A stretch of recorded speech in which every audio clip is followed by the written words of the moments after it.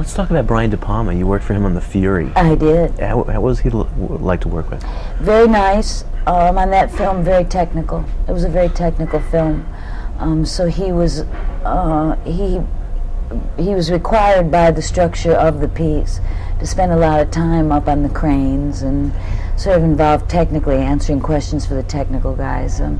But we got along beautifully. Working with Kirk Douglas was a memory that I will cherish forever. And Clint Eastwood, directing and acting in Pale Rider. That's a beautiful film. Yes, it's a beautiful film. It was like doing theater to me, because the piece took place in the 1840s.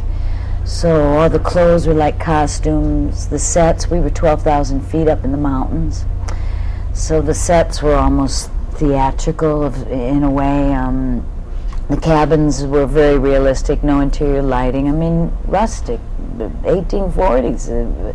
The sets were fabulous. We'd go to work early in the morning and they'd have a big campfire built because we were working on state land and we could only have so many vehicles. So again, there were no trailers, no comforts of home. You got there, you changed in a little teeny tiny trailer, and then you went and sat by the bonfire with all the extras, with all the, I mean, you just all sat together, and it was like doing filming theater. It was wonderful. Where was the location? That was Sun used? Valley, Idaho. And working with Clint Eastwood from an actress director point of view, how much does he, kind of delineate the character, or how much was left to your interpretation? Clint's there if you're in trouble. There were scenes that I did where we never talked about what to do or choices that I'd made. He would always come and give me that beautiful little reward that actors get when they do a scene, and he'd come and say, I loved that one moment where you did this or that, or I loved how you avoided looking at him. It really showed that you're stuck inside your thoughts. I mean, he's very verbal, about being pleased, but he pretty much leaves the work up to you. If you're in trouble, you can go to him and say, I really don't know what to do here. I don't know where to put my attention or whatever. He's there to help. But even then, he usually encourages you to find the answer yourself. It's interesting, and not certainly because he doesn't have ideas.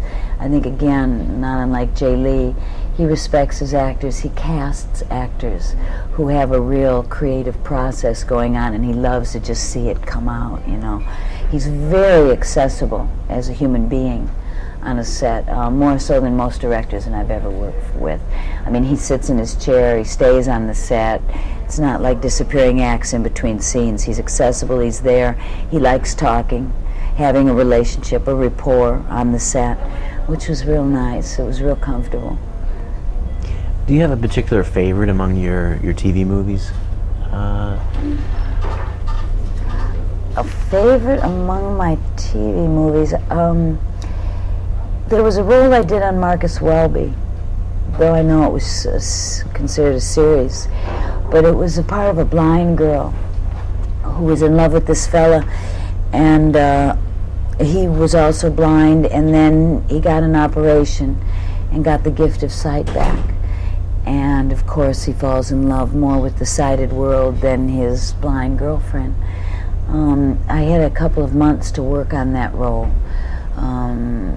And the things that I learned have stayed with me to this day. The sensory work I did, understanding how adaptable people are that are blind or have been blind for a long time, who've adjusted to the world.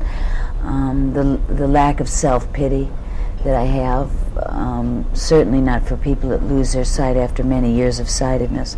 That pulls at your heart a little more.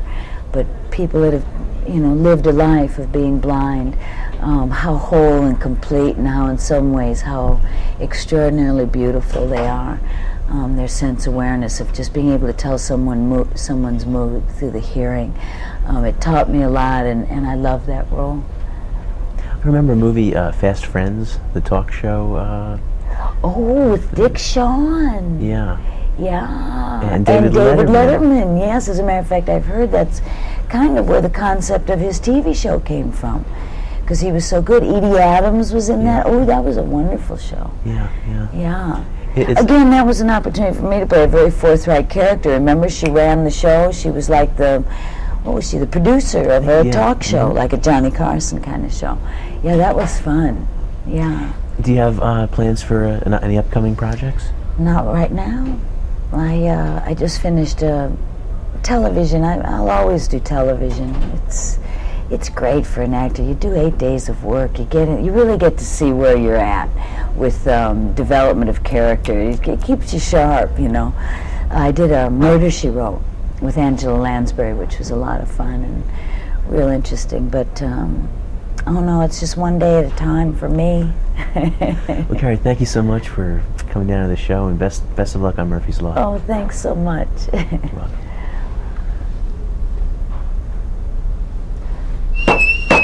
Okay, cut. Oh, excuse me, I'm just whistling in his ears. He goes.